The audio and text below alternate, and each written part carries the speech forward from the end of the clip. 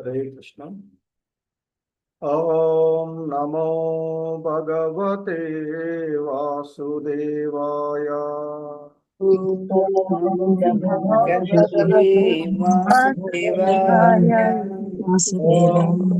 नमो भगवते वासुदेवाय।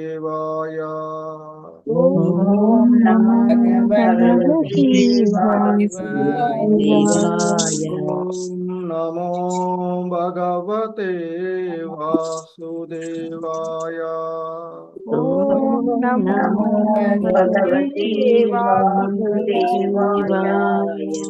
नारायणं नमस्कृत्य नरं चैव नरोत्तमं। नारायणं नमस्कृत्य नरं देवीं सरस्वतीं व्यासं ततो जयमुदीरयेत्।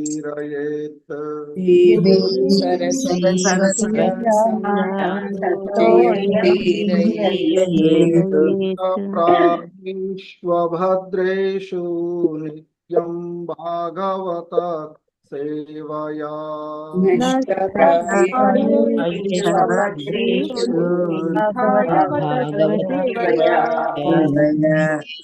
उत्तम श्लोके भक्तिर्भवति नैष्टिकी।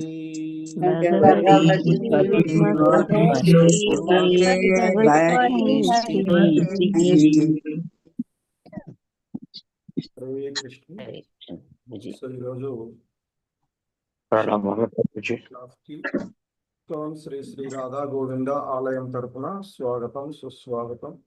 ఈ క్లాస్లో మనము శ్రీమద్ భాగవతము 4వ స్కందములోని మొదటి స్కందంలోని 4వ అధ్యాయములో 6వ శ్లోకాన్ని ఈరోజు మనము చూస్తూ ఉన్నటువంటిది. హరే కృష్ణ. శ్రీమద్ భాగవతము మొదటి స్కందము 4వ అధ్యాయంలోని 6వ శ్లోకము.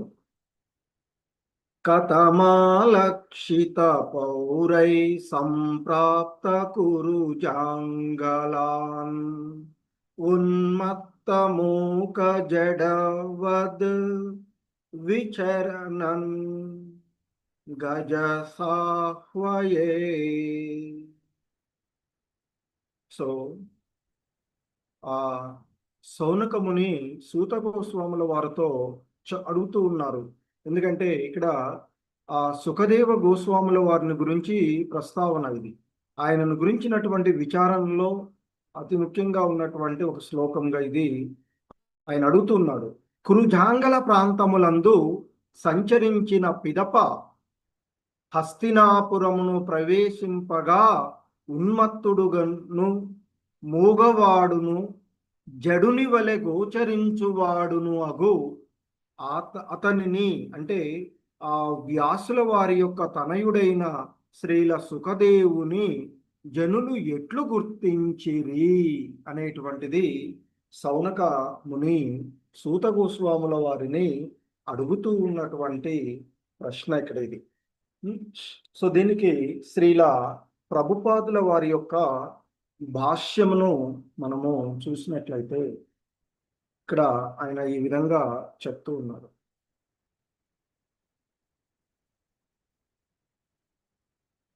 హస్తినయను రాజుచే ప్రథమంగా నిర్మింపబడినందున ప్రస్తుత ఢిల్లీ నగరము పూర్వకాలమునందు హస్తినాపురంగా పిలువబడేది.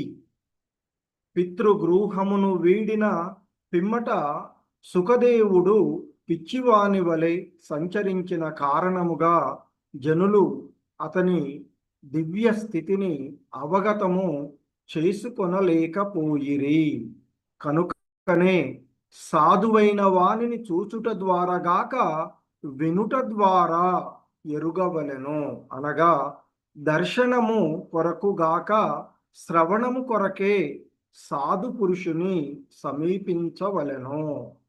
సాధువు యొక్క ఉపదేశములను శ్రవణము చేయుటకు ఉద్యుక్తుడు కానిచో మనుజునకు ఎట్టి ఫలితము లభింపదు.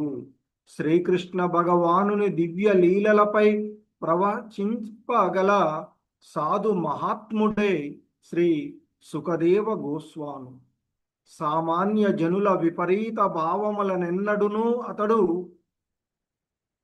సంతృప్త పరపలేదు. కానీ శ్రీమద్భాగవతమును ప్రవచించినంతనే జనులు అతనిని గుర్తించగలిగిరి. ఇంద్రజాలకుని వలె ఏదియో ఒక మాయ చేయుటకు అతడు తలపెట్టలేదు.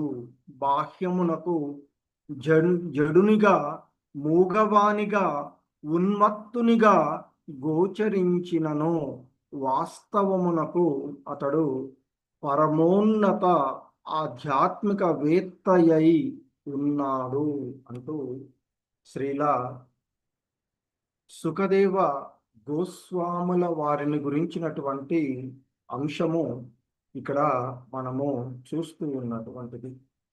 సో దాన్ని మరి సౌనకాది మునులు అడిగినటువంటి విధానము, దానికి ఇక్కడ శ్రీల ప్రభుపాదుల వారి యొక్క భాష్యం కూడా ఈ శ్లోకానికి మనము ఇప్పుడు చూసాం. హరే కృష్ణ.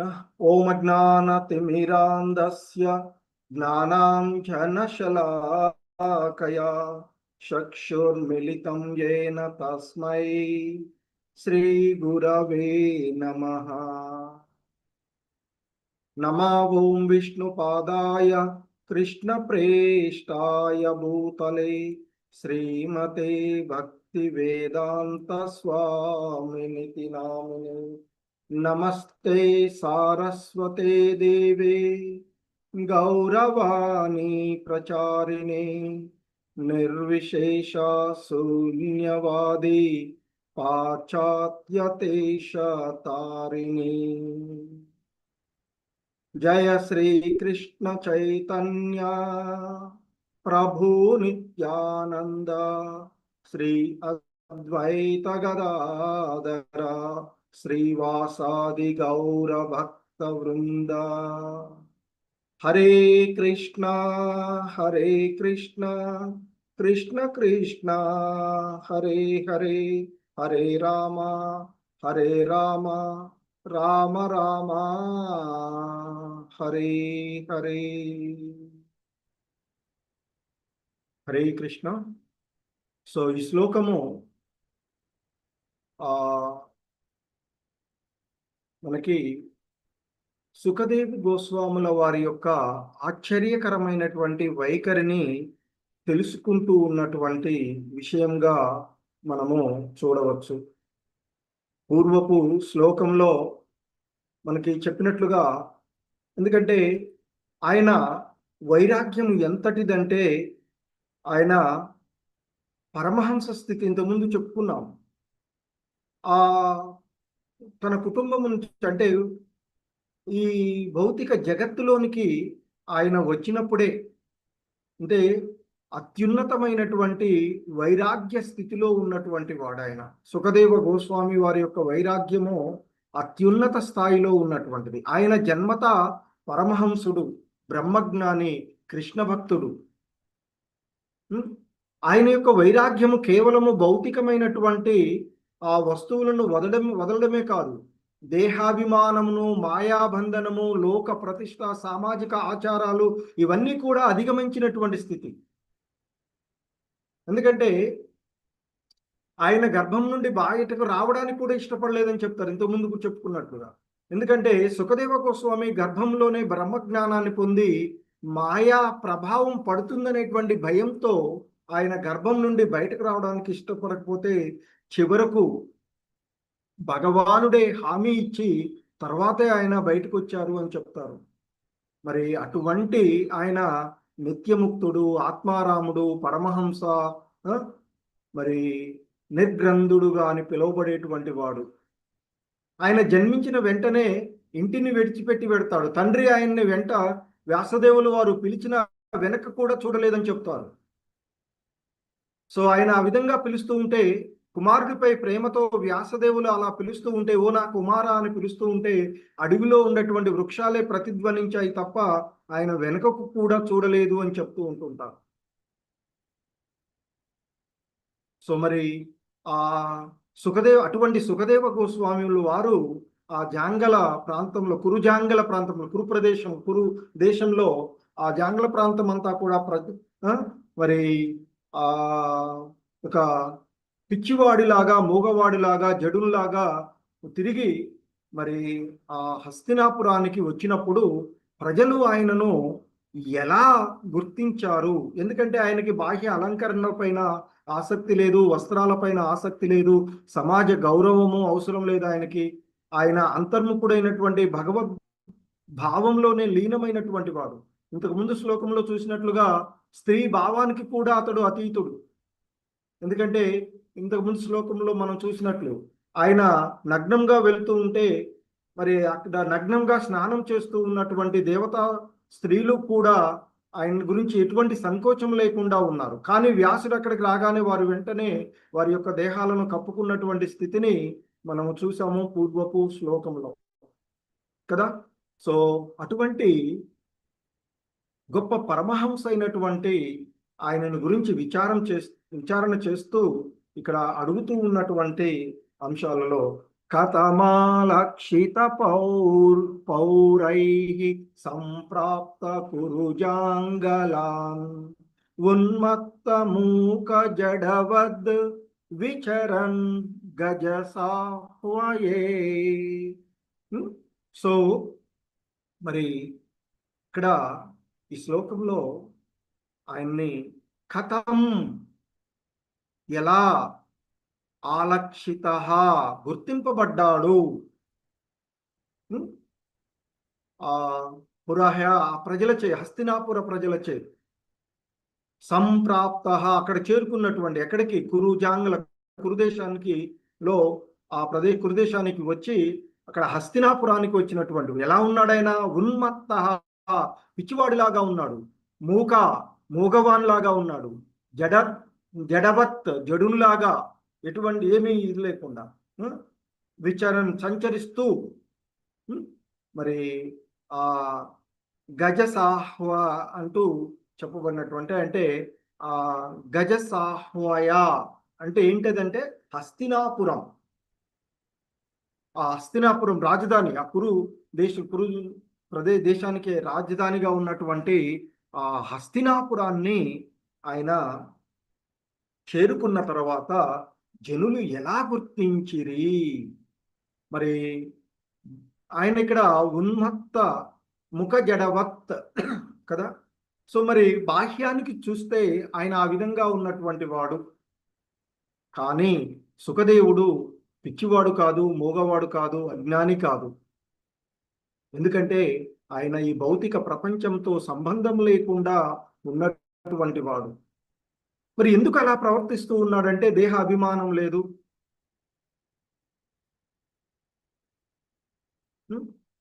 మరి ఈ సమాజపు నియమాలు, భౌతికంగా మనం ఏర్పరచుకున్నటువంటి నియమాలు, గౌరవము, అవమానము, లాభ నష్టాలు, ఇవన్నీ కూడా ఆయన్ని ఏ విధంగానూ ఆయన్ని ఎందుకంటే ప్రభావితం చేయలేదు. ఎందుకంటే ఆయన పరమహంసుడి నుండి మరి బాహ్య లక్షణాలు, సాధారణంగా మనం పరమహంస స్థితిలో ఉన్న వాళ్ళని అలాగే చూస్తాం. బయటకు బాహ్య లక్షణాలను అలా మనకి బయట కనిపిస్తుంది, కానీ లోపల సంపూర్ణమైనటువంటి జ్ఞానాలు బయట సాధారణులకు అర్థం కానటువంటి వాడు. మరి అటువంటి వాళ్ళని ఎలా గుర్తించాలంటే వాళ్ళ యొక్క బాహ్య వేష ధారణతో కాదు, ఆధ్యాత్మిక ప్రభావంతో వారిని గుర్తించాలి అనేటువంటిది మనకి ఇక్కడ శ్రీల ప్రభుపాదులు వారు వివరిస్తూ ఉన్నటువంటిది. సో ఎందుకంటే పితృగృహమును వీడిన పిమ్మట సుఖదేవుడు ఆ కురుజాంగల ప్రదేశం అంతటా కూడా, ఆ కురు దేశమంతటా కూడా పిచ్చివాని వలె సంచరించిన కారణంగా అతను నీ యొక్క దివ్య స్థితిని మరి జనులు అవగాహన చేసుకునలేకపోయిరి. కనుకనే ఇక్కడ శ్రీల ప్రభుపాదులు వారు చెప్తూ ఉన్నారు, సాధువైనటువంటి వానిని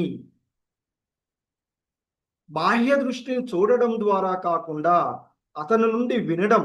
మనం చూస్తాము ఇప్పుడు ఉన్నటువంటి మనకి ఆచార్యుల్లో గౌరకిషోరదాస బాబాజీ కానివ్వండి,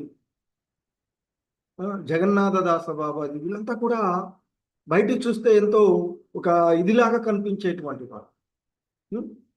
గౌరకిషోరదాస బాబాజీ అయితే మనం ఏదైతే ప్రదేశంలో ఉండడానికి ఇష్టపడమో ఆ ప్రదేశంలో ఉండేవారు. అతను వచ్చి ఎవరు కూడా డిస్టర్బ్ చేయకుండా ఉంటారు అనేటువంటి భావంతో ఉండేవారు అని చెప్తుంది. శ్రీల భక్తి సిద్ధాంత సరస్వతుల వారి యొక్క గురువు గారు. మరి అటువంటి సో వాళ్ళని సాధువులైనటువంటి వారిని వారి యొక్క బాహ్యాన్ని చూడటం కాకుండా వాళ్ళ ద్వారా శ్రవణం చేయడం ద్వారా వారి యొక్క పూర్ణత్వాన్ని, వారి యొక్క దివ్యత్వాన్ని అవగతం చేసుకోవచ్చు అని చెప్తూ ఉన్నారు. అంటే దర్శనం ఒక్కటే కాదు, దర్శనంతో పాటు ఆయన నుండి ఎలాగూ సాధువుల యొక్క దర్శనంతో మనకి ఇది అంటే భగవంతుని యొక్క కృప లభిస్తుంది. కానీ వారిని దర్శించేటప్పుడు అటువంటి పరమహంస స్థితిలో ఉన్నటువంటి వారిని దర్శనం కొరకు కాకుండా వారి నుండి ప్రవచనాలను వినడానికి వారిని దర్శించాలి అని చెప్తూ ఉన్నారు. సాధువు యొక్క ఉపదేశములను శ్రవణము చేయుటకు ఉద్యుక్తుడు కానిచో మనుషుడికి ఎటువంటి ఫలితము లభించదు. ఏదో ఆయన యొక్క అనుగ్రహం చేసి ఆయన దగ్గరికి వెళ్ళేసి ఆయన మొక్కి నా కోరిక ఇది అలా కాదు. ఆయన చెప్పేటువంటి దివ్య తత్వాన్ని, భగవంతుని గురించినటువంటి అంశాలను విననిదే ఎవరికి మంచి ఫలితాలు రావు అని చెప్తున్నారు. ఎందుకంటే ఇక్కడ సుఖదేవ గోస్వాముల వారు శ్రీకృష్ణ భగవానుని దివ్య లీలలపై ప్రవచింపగలిగినటువంటి సాధు మహాత్ముడు ఆయన. శ్రీకృష్ణ భగవానుని దివ్య లీలలపై ప్రవచింపగల మరి సాధు మహాత్ముడైనటువంటి ఆయన్ను మరి ఆ సామాన్య జనులకు కావలసినటువంటి భౌతిక లాభాలను ఎన్నడూ కూడా ఆయన సంతృప్తపరచలేదు. ఎప్పుడైతే ఆయన శ్రీకృష్ణ భగవానుని దివ్య లీలలైనటువంటి శ్రీమద్ భాగవతాన్ని ప్రవచించినగానే జనులు అతనిని గుర్తించగలిగిరి. అంతేకాని ఒక ఇంద్రజాలకుడిలాగా ఏదో ఒక మాయను చూపెట్టేసి చేయదలుచుకునేది. బాహ్యమునకు జడునిగా, మూగవానిగా, ఉన్మత్తునిగా గోచరించినను వాస్తవమునకు అతడు పరమోన్నత ఆధ్యాత్మిక స్థితి యందు ఉన్నవాడు అంటూ చెప్తూ ఉన్నటువంటిది. ఎందుకంటే బాహ్యంగా మనకి ఇక్కడ చుట్టూ ఉన్నటువంటి పిచ్చివాడిలాగా ఉన్నాడు. వాస్తవం ఏంటి? పరమజ్ఞాని. మూగవాడులాగా ఉన్నాడు, కానీ దివ్య వక్త, సాక్షాత్తు దేవదేవుని యొక్క లీలలను, గుణగణాలను, ఆయన యొక్క భక్తుల యొక్క దివ్య చరిత్రలను చెప్పగలిగినటువంటి వాడు. కాబట్టి బాహ్యంగా ఏం మాట్లాడకుండా తిరిగినంత మాత్రాన మూగవాడు కాదు ఆయన, దివ్య వక్త. మరి దేనికి స్పందించని ఒక జడులాగా ఉన్నటువంటి వాడు, కానీ పరమ చైతన్య మూర్తి ఆయన అని మనము అర్థం చేసుకోవలసినటువంటిది. ఎందుకంటే భగవంతుని యొక్క లీలల్లో పూర్తిగా మునిగిపోయినటువంటి వారిని ఈ ప్రపంచము, ఈ భౌతిక జగత్తులో చాలాసార్లు అర్థం చేసుకోలేకపోవడం జరుగుతూ ఉంటుంది అని చెప్తూ ఉంటుంటారు. సో అటువంటి బ్రహ్మ జ్ఞానానికి మించిన భక్తి వైరాగ్యము కలిగినటువంటి వాడు శ్రీ శుకుడు. ఎందుకంటే శ్రీమద్ భాగవతమును ఆయన సంపూర్ణంగా అవగాహనం చేసుకున్నాడు తన తండ్రి ద్వారా, వినడం ద్వారా, అధ్యయనం చేయడం ద్వారా. పరీక్షిత్ మహారాజుకు 7 రోజుల పాటు భాగవతాన్ని బోధించాడు. కృష్ణ లీలల పరమ సత్యాన్ని వివరించినటువంటి వాడు. సో కాబట్టి ఆయన భక్తి వైరాగ్యము. ఎందుకంటే మనకి